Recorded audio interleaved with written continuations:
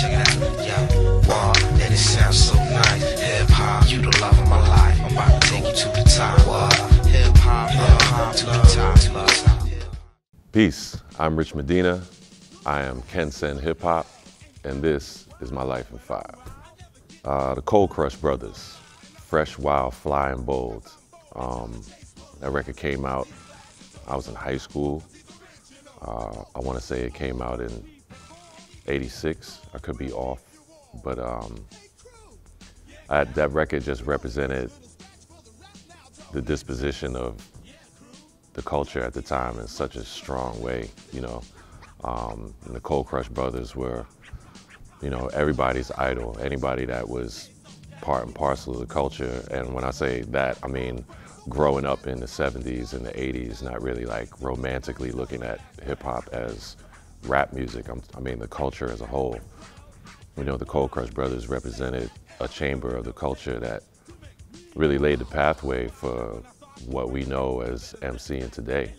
And Fresh, Wild, Fly, and Bold, it was an introduction to new vocabulary. I'm from Jersey, you know, close enough to New York, 40-minute ride down the highway. But yeah, Fresh, Wild, Fly, and Bold really opened me up to looking at MCs as a real influence on the way I view things. The Jungle Brothers, straight out the jungle. Black medallions, no gold, you know what I'm saying? Like it was a whole different, earthy, organic presentation of b-boy culture that hadn't really hit the public in that way. It was always there and present in the street, but when those records went commercial, I know dudes that had a lot of jewelry that all of a sudden stopped rocking it because the Jungle Brothers represented a disposition that was a little bit more humble, you know, with the whole the camo outfits and the hiking vests and the Timbs and the, you know, bucket hats and all of that. It was like a breath of fresh air. It was putting a battery in the back of a lot of young black men and say, you know, you don't have to do it like everybody else does it. You could be unique and still be respected and represent the culture in your own light. After the JBs, my number 3, I would have to make that a whole album. Ultramagnetic MC's Critical Beatdown album, man, you know, Said G's production, you know, that was like, kind of like a dinosaur of the Bomb Squad production, you know, really busy and heavy, layered production, and Kool Keith just like off on a spaceship somewhere saying all types of craziness and so funny, but still like pertinent, you know. It was still spoke to issues, but there was a little bit of whimsicalness, a little bit of whimsy in it, yeah, Kool Keith to this day, man, is still one of my favorite MCs because he's just so funny and so bugged out.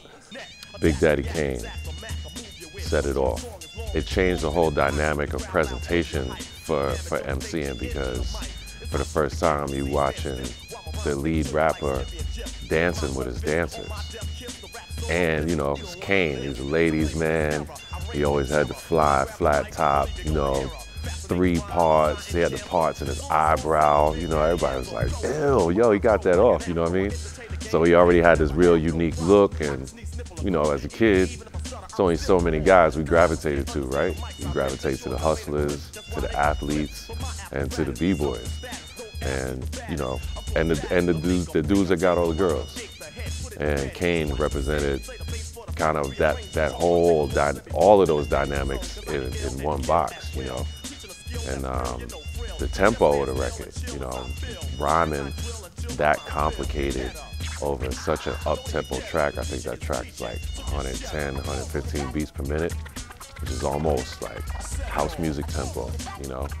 But to still get your point across and still come off so suave and so mellow. And setting it off became a notion of getting busy, you know, across the culture, whether you're a DJ, an MC, b-boy, b-girl, graffiti writer.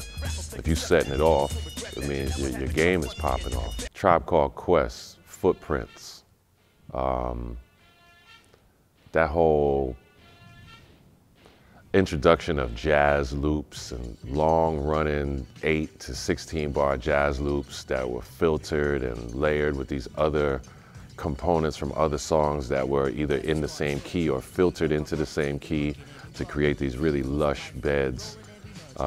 You know, Q-Tip as a producer, you know, what can you say about that guy, man? You know, innovative MC, innovative producer, still innovating, but Footprints really like opened the door to philosophy and a broader lens on MC and using different influences beyond a lot of the influences that we were getting from records that had made a commercial splash, you know, and between the JBs and Tribe and everybody else in the Native Tongue movement, even though the music was quote unquote underground, that record was getting spins on major radio at the time. You know, this is still before 1996. This is before the Telecommunications Act changed FM radio forever.